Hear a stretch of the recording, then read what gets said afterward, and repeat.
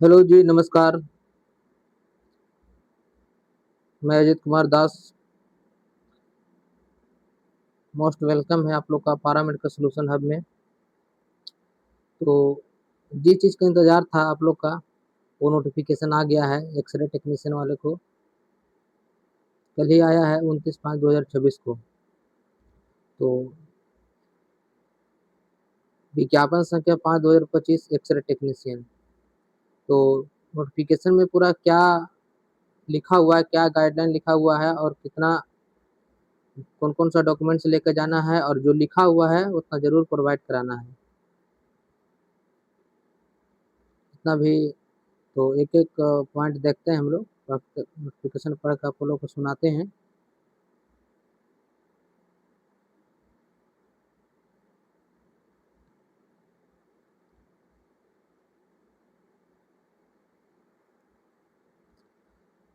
स्वास्थ्य विभाग बिहार पटना के अधीन एक्स-रे टेक्नीशियन के रिक्त पदों पर नियुक्ति हेतु प्रकाशित विज्ञापन संख्या 5/2025 के अंतर्गत दिनांक 23/3/2026 से 25/3/2026 तक आयोजित दस्तावेज सत्यापन में उपस्थित अभ्यर्थी के विवरण, उनके नाम एवं एप्लीकेशन नंबर के साथ अयोग्य इतना-इतना वेबसाइट पर संधारित है। इस क्रम में दिनांक 1/6/2026 से 6/6/2026 को अपराह्न 6 बजे से अभ्यर्थी आमंत्रित की जाती है।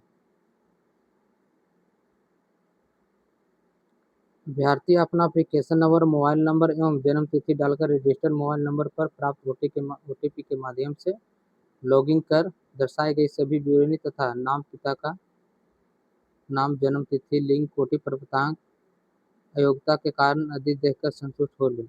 किसी प्रकार की कोई त्रुटि होने पर अभ्यर्थी अपनी आपत्ति का कारण आदि देखकर संतुष्ट हो ले। किसी भी प्रकार की त्रुटि होने पर अभ्यर्थी अपनी आपत्ति के कारण सहित आयोग की वेबसाइट पर इतना ऑब्जेक्शन बटन क्लिक करके दर्ज कर सकते हैं। मतलब जितना भी आपका एड्रेस है, नाम है, सब देख लें। अगर कोई भी तरह का दिक्कत है तो इतना वेबसाइट है ऑब्जेक्शन, उस पर क्लिक कर सकते हैं। फिर है कि ऑनलाइन आपत्ति के अतिरिक्त अन्य किसी माध्यम तथा ईमेल, निबंधित डाक, कुरियर आदि से प्राप्त आवेदन पर विचार नहीं किया जाएगा। उसके बाद फिर कह रहा है कि किसी भी माध्यम से वेबसाइट हो या डाक, कुरियर, उस पर फिर विचार नहीं किया जाएगा। आपत्ति डालने के पूर्व अभ्यर्थीगण निम्नलिखित विशेषों का ध्यानपूर्वक समझ लें। इसका जो पॉइंट दिया हुआ है इसको अच्छा से पढ़ लेना है। पहला पॉइंट जो है कि अनिवार्य शैक्षणिक योग्यता का प्रमाण पत्र, अंक पत्र, दस्तावेज सत्यापन में प्रस्तुति नहीं करने वाले अभ्यर्थी को अयोग्य किया गया है। जो भी जितना भी शैक्षणिक योग्यता है, प्रमाण पत्र है, जो भी नहीं किया गया है जमा, उसको अयोग्य कर दिया गया है। दूसरा है कि सभी प्रमाण पत्र यथा शैक्षणिक प्रमाण पत्र, आरक्षण हेतु निर्गत प्रमाण पत्र, कार्य अनुभव हेतु निर्गत प्रमाण पत्र दिनांक 1/4/2025 तक निर्गत होने पर मान्य किया गया है। जितना ये मतलब इस डेट तक जितना भी कर दिए हैं उसका मान्य किया गया है। तीसरा पॉइंट है कि विज्ञान के संख्या नंबर 1 में अंकित शैक्षणिक अर्हता इंटरमीडिएट 10+2 भौतिक विज्ञान, रसायन शास्त्र, जीव विज्ञान, अंग्रेजी के साथ साथ डिप्लोमा इन एक्सरे टेक्नीशियन या तो bachelor of radiology imaging technology से इस इतर शैक्षणिक योग्यता वाले अभ्यर्थी को अयोग्य किया गया है।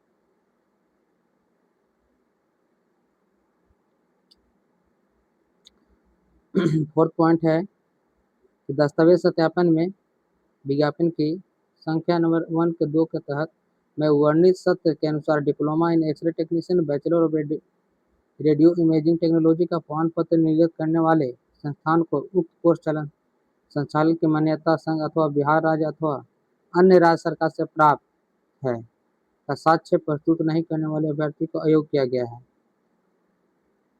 वैसे अभ्यर्थी को निर्देश है कि तत्संबंधी साक्ष्य ऑब्जेक्शन पोर्टल पर अपलोड करना सुनिश्चित करें। प्रस्तुत साक्ष्य के आधार पर समीक्षोपरांत संस्थान के मान्यता के संबंध में निर्णय आयोग द्वारा लिया जाएगा। नोट में लिखा हुआ कि कोर्स संचालित करने की मान्यता के साक्ष्य के रूप में इतना जो यूसी परफॉर्म है, यूसी पब्लिक सेल्फ डिस्क्लोजर है जिसमें उक्त कोर्स का स्पष्ट उल्लेख है। राज्य सरकार द्वारा केंद्र सरकार जो भी है paramedical counselling, state elite medical board आदि से वर्णित कर संचालित करने की मान्यता का पत्र, अधिसूचना आदि प्रस्तुत करना अनिवार्य होगा। इससे मतलब आपको मान्य होना चाहिए। यदि अभ्यर्थी किसी राज्य के सरकारी paramedical council state allied medical board से निबंधित है तो उक्त निबंधन के साक्ष्य के रूप में प्रस्तुत कर सकते हैं। मतलब किसी भी अलग राज्य से आपका अगर पैरामेडिकल जो है स्टेट एलिड काउंसिल से संबंधित है तो उसका आपको प्रस्तुत करना होगा जाके।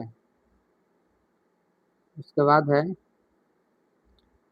कि जितने भी संस्थान है विश्वविद्यालय के अभ्यर्थी द्वारा समर्पित प्रमाण पत्रों में अंकित कोर्स के नाम पर विभिन्नता विज्ञापन की संख्या वर्णित कोर्स से इतना नाम होने के कारण कतिपय अभ्यर्थी को अवैधानिक रूप से मान्य योग्य की श्रेणी रखते हुए दस्तावेज सत्यापन में आमंत्रित किया गया है। अयोग्य के पत्रांक 3922 दिनांक 16/2025 द्वारा वैसे अभ्यर्थियों को निर्देशित किया गया है कि संबंधित संस्थानों को विश्वविद्यालय से इस आवश्यक प्रमाण पत्र साक्ष्य प्राप्त कर दस्तावेज सत्यापन के समय प्रस्तुत करना होगा कि उनके द्वारा प्राप्त शैक्षणिक योग्यता विज्ञापन संख्या 1 में वर्णित शैक्षणिक योग्यता के पाठ्यक्रम जो बिहार सरकार से मान्यता प्राप्त है संस्थान द्वारा संचालित है। मतलब जो आप रिसीव किए हैं इतना तारीख तक आपको प्राप्त मिलेगा आप कौन संस्थान से मान्यता प्राप्त किए हैं।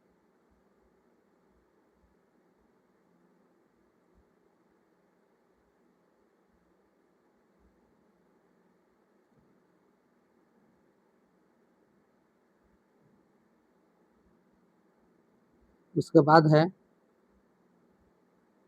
वर्षवार पाठ्यक्रम के जो बिहार सरकार से मान्यता प्राप्त संस्थान द्वारा संचालित है वर्षावार पाठ्यक्रम के अनुरूप समरूप सत्रविधि एवं सत्रवार सदृश पाठ्यक्रम विवेचना सहित उक्त प्रमाण पत्र साक्ष्य प्रस्तुत नहीं करने वाले अभ्यर्थी को अयोग्य किया गया है।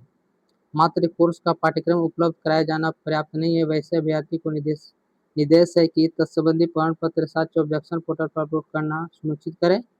प्रस्तुत प्रमाण पत्र साक्ष्य के आधार पर समीक्षा प्रांत इतर कोर्स नाम वाले शैक्षणिक योग्यता के मान्य करने संबंध में निर्णय आयोग द्वारा लिया जाएगा।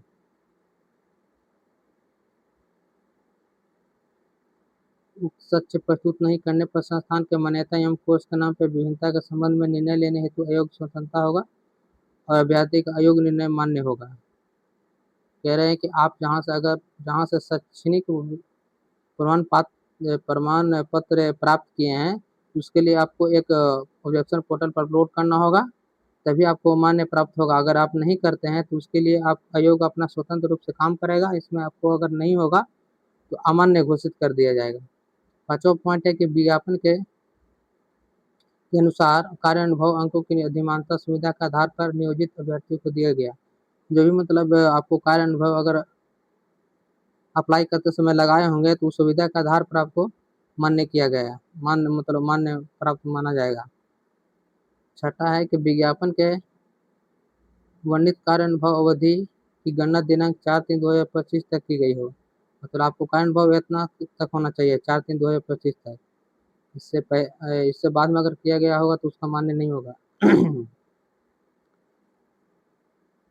सातवां पॉइंट है कि कार्य अनुभव प्रमाण पत्र विज्ञापन की संख्या अनुसार संबंधित जिलों के सिविल सर्जन चिकित्सा महाविद्यालय की स्थिति में प्राचार्य चिकित्सा महाविद्यालय एवं अस्पताल की स्थिति में अधीक्षक अतिविशिष्ट अस्पताल की स्थिति में निदेशक तथा विज्ञापन की संख्या -1 बी में उल्लेखित संस्थानों की स्थिति में उन संस्थानों का प्रधान द्वारा निर्गत नहीं होने का अथवा विज्ञापन को परिशिष्ट 1 में संलग्न प्रारूप में निर्गत नहीं होने पर कार्य अनुभव अंक का नहीं दिया गया है। आठवां पॉइंट है कि ऑनलाइन आवेदन में दावा किए गए कोटि के अनुसार अनिवार्य प्रमाण पत्र तथा जाति प्रमाण पत्र जैसे SC ST हेतु जो भी क्रीमी लेयर रहित प्रमाण पत्र है या EBC BC हेतु आर्थिक रूप से कमजोर वर्ग का प्रमाण पत्र या EWS हेतु नहीं रहने के कारण आरक्षण का लाभ नहीं दिया गया। अगर आपको ऑनलाइन करते समय जो भी लगाए हैं SC ST या EWS का आपको वो प्रमाण पत्र होना चाहिए नहीं तो उसके बाद लाभ नहीं दिया जाएगा। नौवां पॉइंट है कि ऑनलाइन आवेदन में अंकित आरक्षण कोटि की इतर कोटि के प्रमाण पत्र संलग्न रहने पर आरक्षण का लाभ नहीं दिया गया है। 10वां की क्रीमी लेयर के रहित प्रमाण पत्र जाति प्रमाण पत्र पति के नाम से होने पर आरक्षण का लाभ नहीं दिया गया हो या ऑनलाइन ऑब्जेक्शन के साथ प्रस्तुत किए जाने पर सामान्य प्रशासन विभाग के पत्रांक 15/760 दिनांक 2/9/2022 के आलोक में कार्रवाई की जाएगी। स्वतंत्रता सेनानी के नाती नतनी पोता पोती द्वारा साक्ष्य पर अधिकार से निर्गत प्रमाण पत्र संलग्न नहीं किए जाने पर आरक्षण का लाभ नहीं दिया गया। अगर वो सब लगाए हैं तो आपको साक्ष्य मतलब आपको दिखाना होगा। 12 पॉइंट है कि दिव्यांगता प्रमाण पत्र संलग्न नहीं किए जाने पर आरक्षण का लाभ नहीं दिया गया हो। अगर दिव्यांग प्रमाण पत्र संलग्न नहीं किए हैं और जाने पर आरक्षण का लाभ नहीं दिए गए हैं। 13 पॉइंट है कि विज्ञापन में वर्णित न्यूनतम एवं अधिकतम उम्र सीमा के अहद को पूरा नहीं करने वाले को अभ्यर्थी को अयोग्य घोषित किया गया है। उपयुक्त कारण के अमान्य किए गए वैध कोटि परिवर्तन कार्य अनुभव का लाभ से संबंधित आपत्ति आवेदन पर विचार नहीं किया जाएगा। लास्ट में नोट में लिखा हुआ है कि प्राप्त आपत्ति के पात्र सभी अभ्यर्थियों को अंकों की पुनः जांच की जाएगी एवं जांचोपरांत मेधा सूची प्रकाशित की जा सकेगी।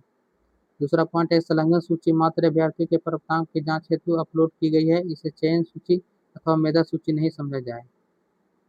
यही पूरा पीडीएफ में लिखा हुआ है नोटिफिकेशन में।